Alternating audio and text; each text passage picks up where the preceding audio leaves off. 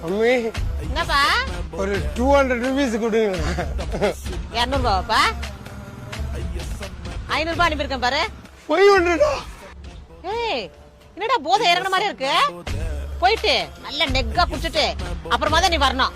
Sweet mummy, thank you mummy. Enjoy பண்ற வாழ்க்கைய போடா. ஹலோ அக்கா. என்னடி சொல்லு. அக்கா என்னக்கா நீ உன் பையனுக்கு நீயே குடிக்கிறதுக்கு காசு கொடுத்துங்கிறியா?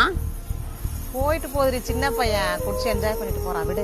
அக்கா நீயே இந்த மாதிரி பேசினா எப்படிக்கா? தப்புக்கா. என்னடி நான் கஷ்டப்பட்டு பெத்து வளர்த்து ஆளாக்கி அவனை படிக்க வச்சு 2 லட்சம் ரூபாய் கொடுத்து வேலையில சேர்த்து விட்டா வேலைக்கே போகாம குடிச்சிட்டு இஷ்டத்துக்கு சுத்திட்டு திரியறான். அப்ப எனக்கு எப்படி இருக்கும் நீயே சொல்லு. அதான் என்ன பண்ண ஏன் பாலிசிக்கே போய் அவன் பேர்ல ஒரு பாலிசியை போட்டு வச்சிருக்கேன். என்ன பாலிசி அது? அதான்டி இன்சூரன்ஸ் பாலிசி செத்து பணம் தருவாங்கல்ல அது போட்டு வச்சிருக்கேன். ஐயோ அக்கா பயங்கரமான ஆளுக்கா நீ. ஆமா 8 வருஷம் ஆகி போச்சு இன்னும் 2 வருஷம் தான்.